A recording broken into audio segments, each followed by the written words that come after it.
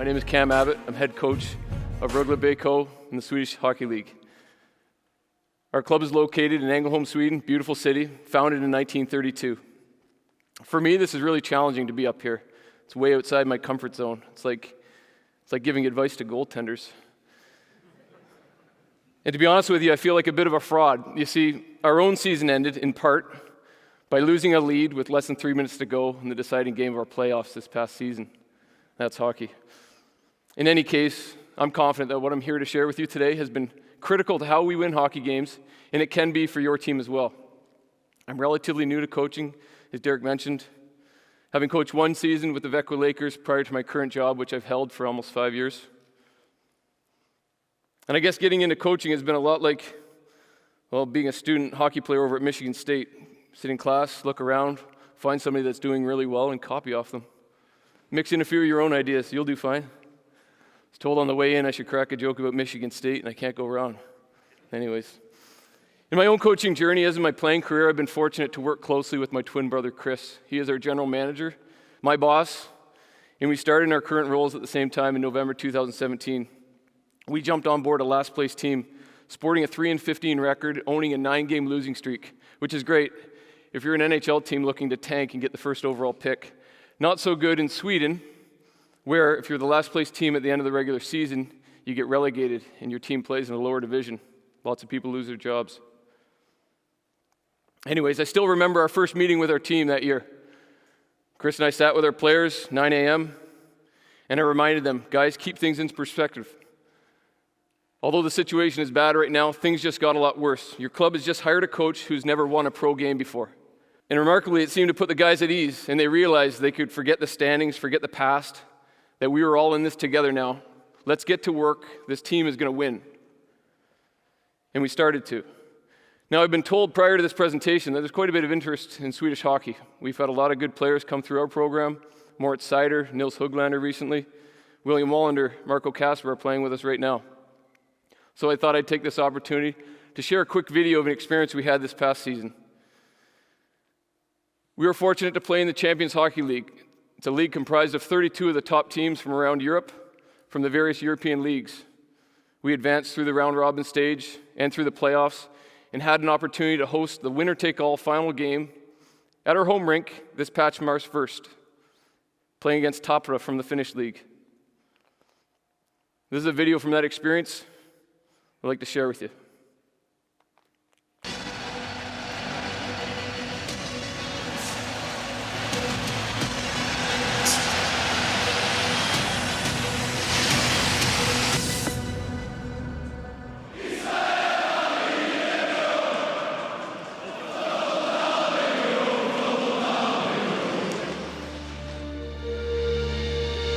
Seventh Champions Hockey League final.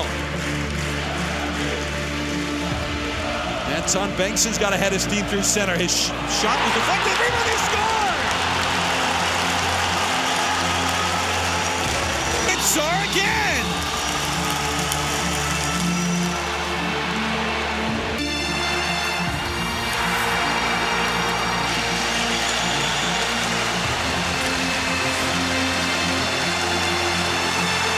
And that's it! Rögle wins the CHL title!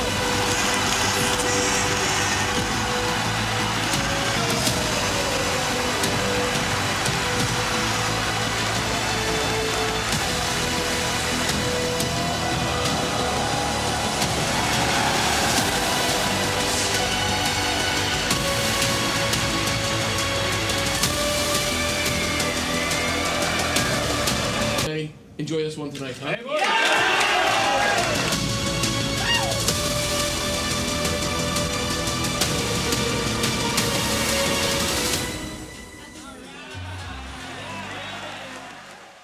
That was a special experience for us, for our team. It's our club's first championship. And if you guys are anything like me, if you coaches are anything like me, you guys love seeing your young players develop, move on to the next level. You love to win hockey games, lead your team to championships, and having those goals is important. But even more important is how do we get there? Now, back before I started coaching, before I had kids, had some free time. and a life. I also had a dream, along with my twin brother Chris and our grandfather, that we would build an airplane, fly it up to our cottage in Northern Ontario, land over top of the cabin, out in the water, taxi back to the dock. You can see the project taking shape in the pictures behind me. Now, we were 3 years into a 6-year build. We had thousands of man-hours invested. We clearly had thousands left to go, and we were frustrated and overwhelmed. Where do we go from here? And it was at that point that we realized, we had to stop thinking about the plane flying.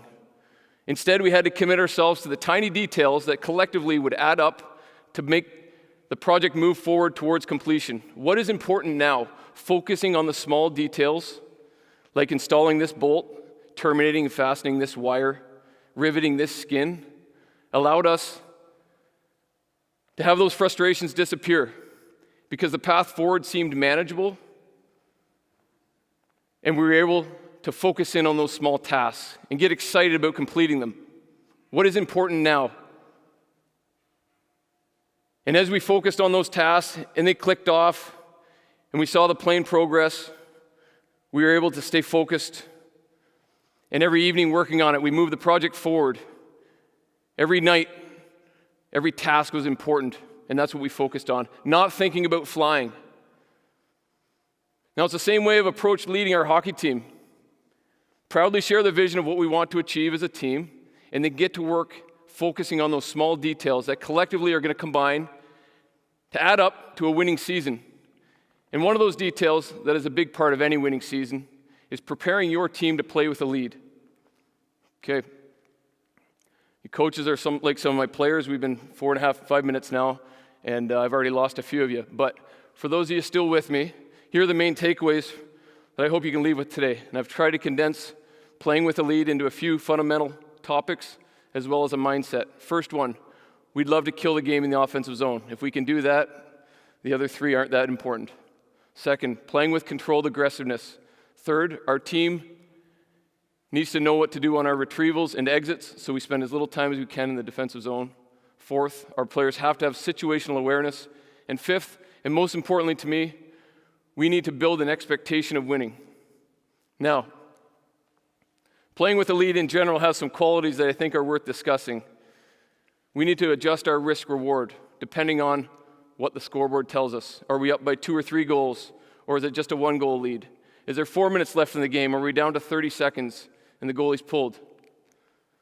We also need guys to be unselfish. We need good line changes, guys going on the ice and coming off the ice at the same speed. Playing unselfish, making those team-first decisions is critical as well. Getting pucks out of the blue line, making sure they don't stay in, get them over the blue line so we can set up in our neutral zone forecheck. Putting pucks in deep from the offensive blue line, not trying to be too creative. That's not the time. And lastly, we need to play with possession. In the Swedish league, the quickest way to ensure that you're going to lose is to be scared of playing with the puck. It's a possession-based league. We need guys that are confident and calm, ready to make plays and make the right plays. We have to be willing to play with the puck all the way till when that final buzzer goes. And if we don't have the puck, we sure have to be above it. Now, this is a process that we go through with a lot of aspects of our game, and it's really critical with playing with the lead and how we prepare for that. As coaches, we sit down and get into the details, and we'll even share that with some of the captains, talk through situations, so they can help us push that message out to the players and bring that plan to the guys through discussion and video. And we'll also put our players in situations in practice very often so that they can obtain the skills that are needed to execute inside that plan.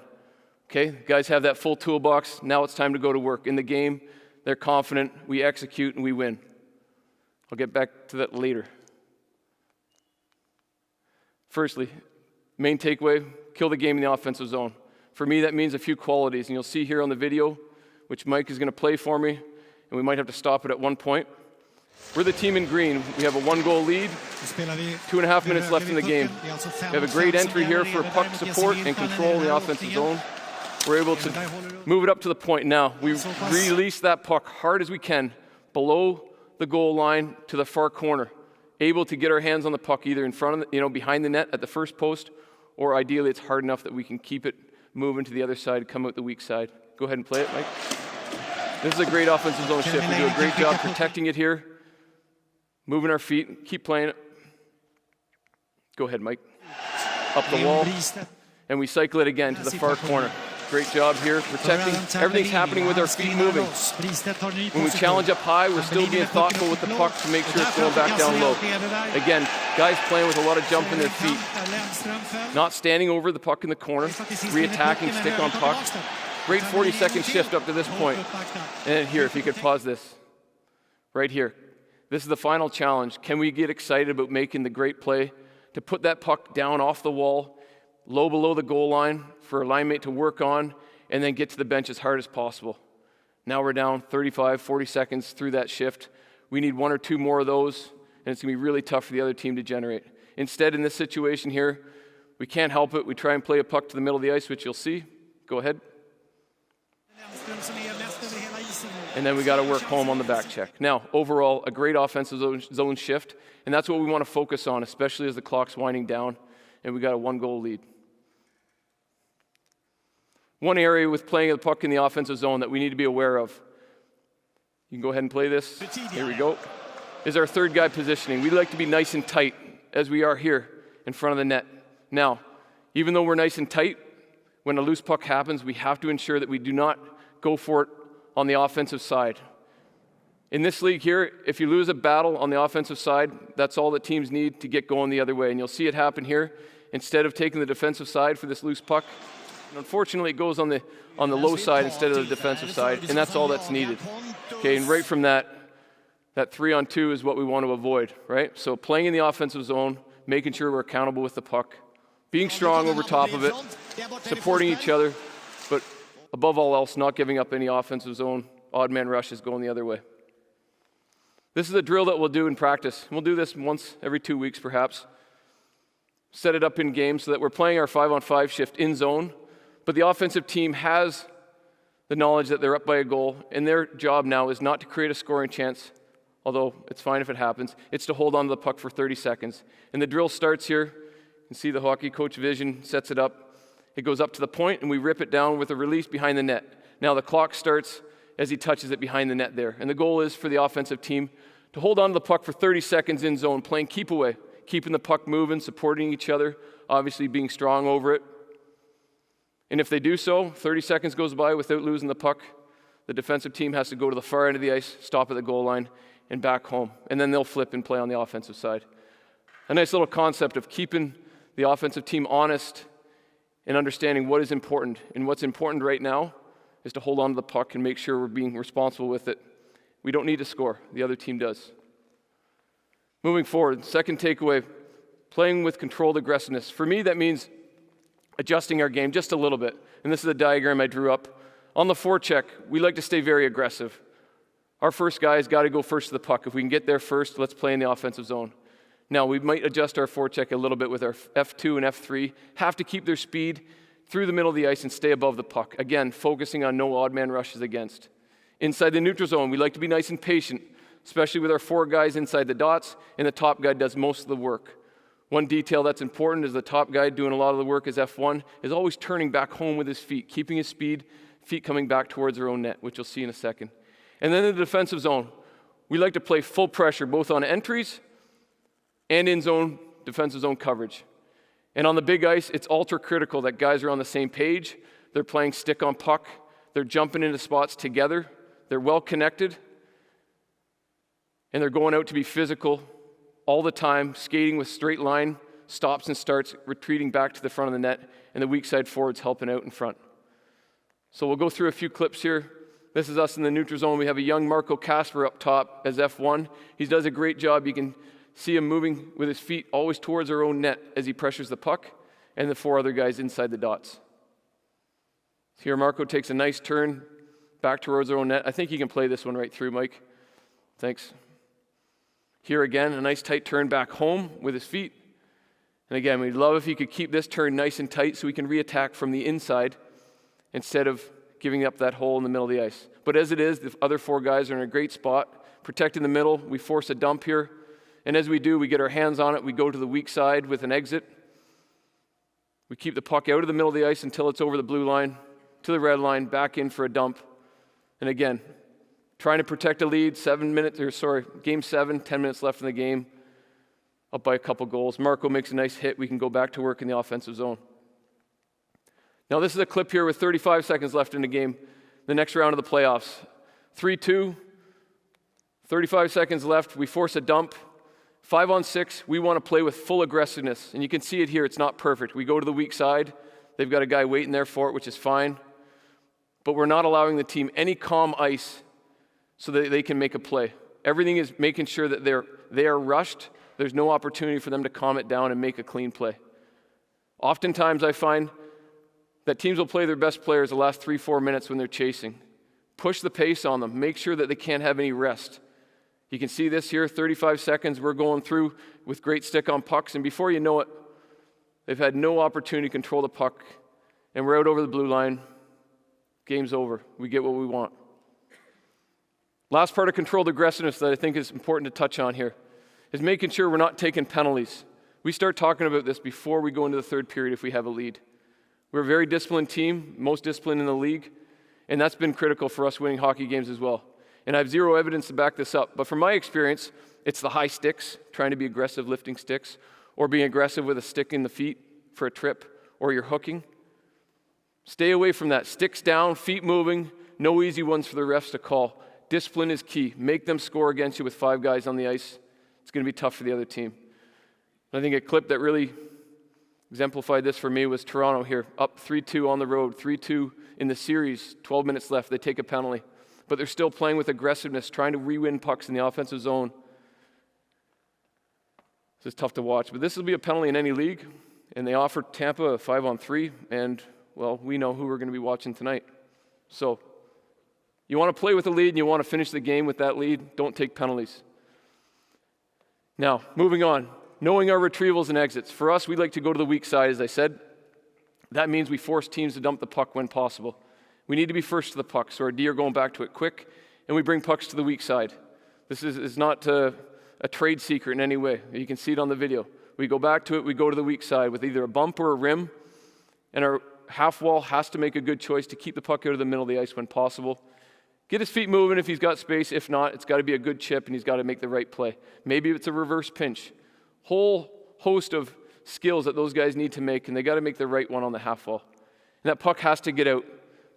Playing with possession if possible, but that's not an area where it's critical to keep it on our blade. We want to make sure it goes out over the blue line. You see a clip here, Game 7 now, 2-1 lead, 10 minutes left. We sense that the pressure's coming, and our weak side winger is already going to the weak side wall. He knows he doesn't have to stay in front of the net for help. Marco gets the puck here on the half wall, gets his feet moving, does a great job to move his feet. Go ahead. Great. We go back to it. We rim the puck to the weak side. Marco gets his hands on it, and he's moving his feet. We have good support coming across. A great exit out the weak side as we want for a controlled entry here. A nice delay option, give and go. And we're able to make a clean play across the blue line, very low risk, and then back down towards the net where guys are finishing their route back down through the hash marks. Fortunate to pick up a bounce there. And now it's 3-1, 10 minutes left. Game 7, and we'll take it from here.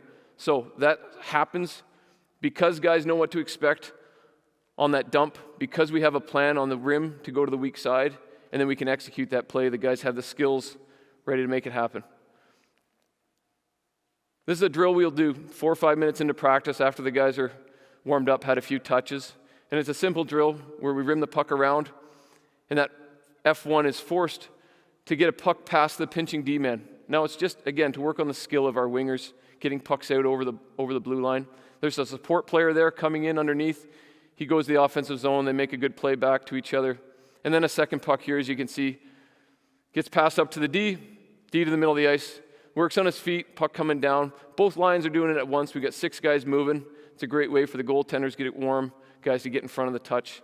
But again, putting those skills, to work on the half wall. Guys have fun with it. D are trying to keep the puck in. Forward has to get it out.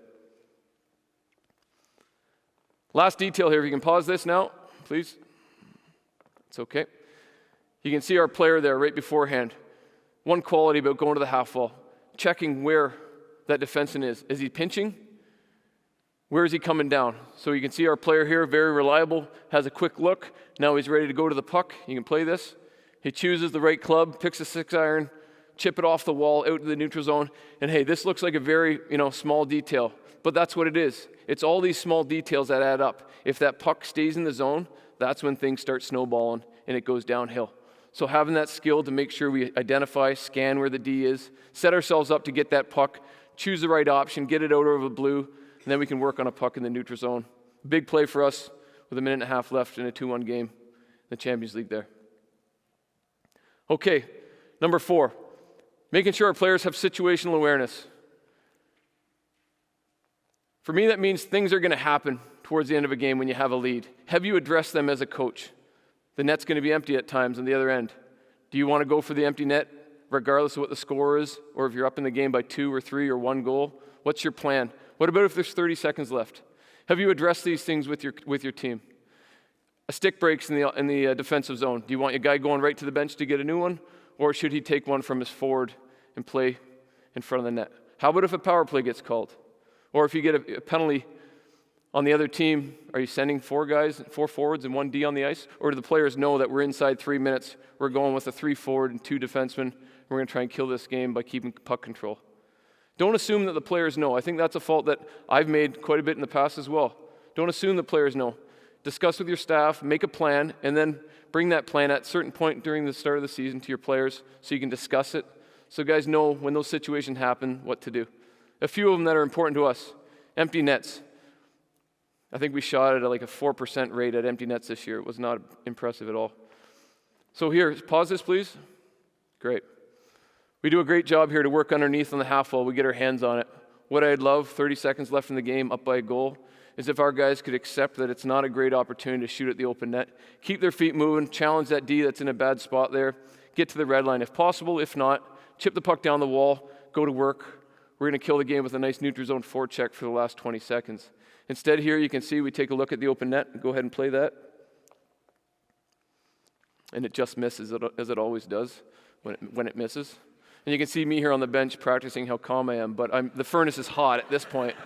And I'm just very thankful that's a centerman who just shot that puck, and he ended up winning the D-zone face-off, and we got it out. But we love our guys. It was just as important and understood for them as it is, for us as coaches to make the right decision in that situation. And that's tough when you got a guy that's absolutely lights out like he is at shooting the puck. It's really tough to make that decision. But that's what we'd like to see.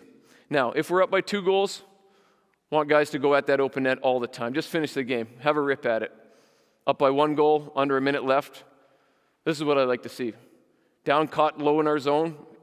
Tough to get it out anyways. Have a rip at the open net. That's okay. But in this red area here, just chip it out. Work to get to that red line if possible. And then, man, you get to that green area. Let's just finish this game. Let's not miss the net from there, right? Get your head up. Here we go. So, another situation here is identifying when we get a power play coming against the other team, a penalty, a delayed penalty call. We're up by a couple goals, 6 minutes left. Now, it's nice to see our players have the awareness to, at this point, play keep away. Okay?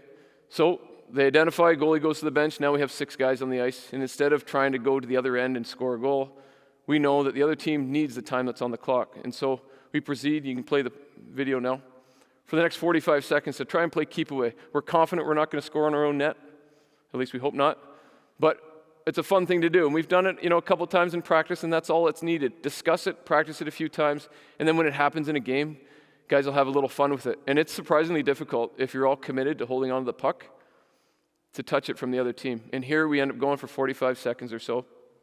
And maybe not critical up by 2 with 6 minutes left, but imagine you're 2.5 minutes left and you got a 1-goal lead. Getting under that 2-minute mark means you're going to finish the rest of the game without the other team having an odd man, able to pull their goaltender and have an extra attacker. So something to consider. We've done this situation where we set it up behind the net. And again, we might do it twice a year, where we now have a puck behind the net and it goes to the half wall with a pass to start, and then it's 6-on-5. Try and hold on to the puck as long as possible. Have a little fun with it. Every line gets to do it twice. And then the winning team obviously has the most amount of time holding on to the puck. Spreading out, supporting each other, little triangle passes, using the whole length of the ice, obviously staying on side. Might be something that's interesting. Probably not going to happen unless you talk about it and discuss it as a team. Last area here that among many that I chose to address here is you have a broken stick. Now this happens with Carolina-Boston, Game 7, 30 seconds left. Carolina has a very difficult sticks explode there in the slot.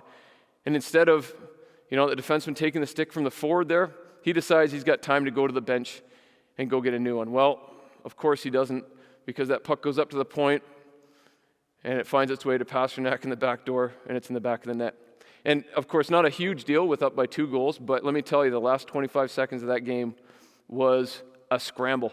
I mean, they barely got out of that alive, all because, that decision. And have you addressed that as a team? Personally, I'd love to see our forward give that stick to the D, and then boys on the bench can cheer him on, playing without a stick up top for the rest of the game. All right, last and most importantly for me is creating an expectation of winning within your team. And how do we do that?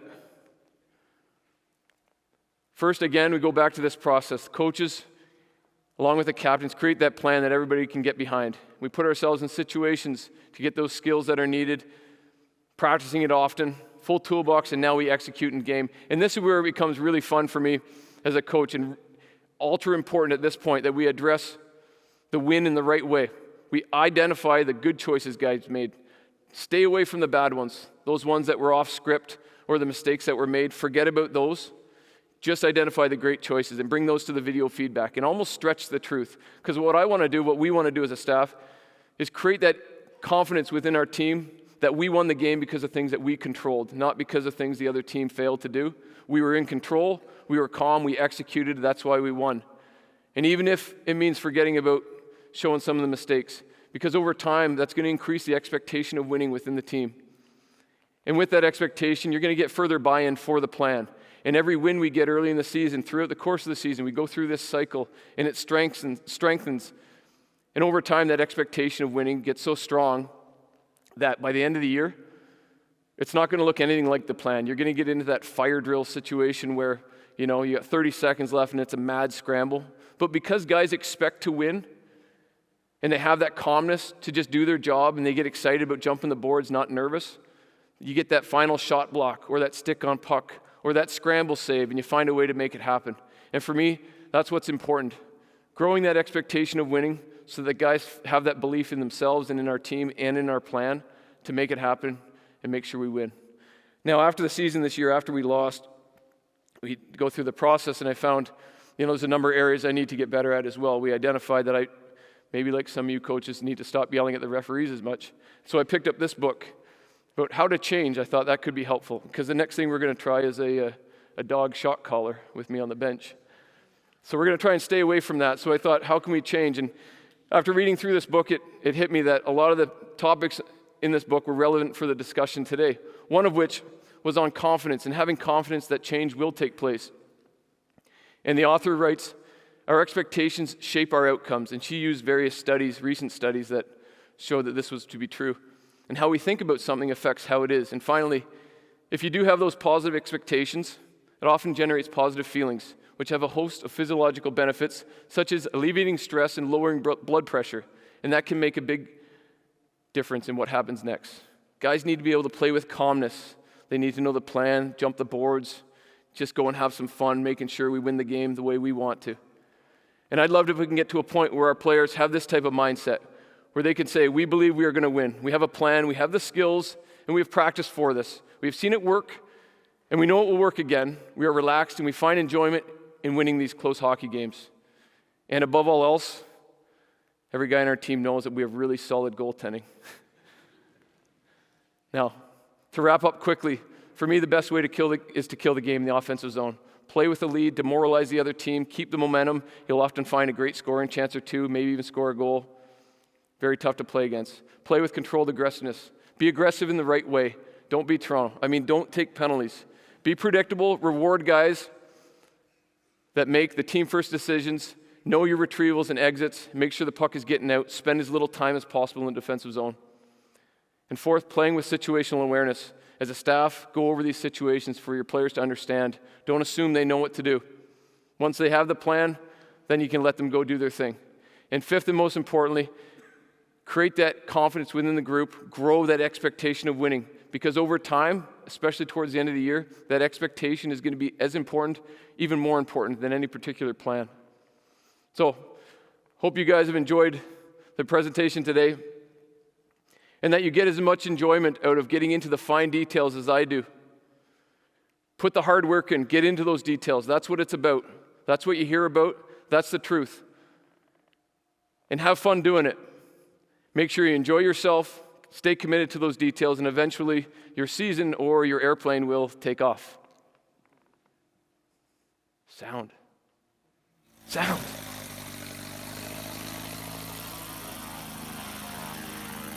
There we go.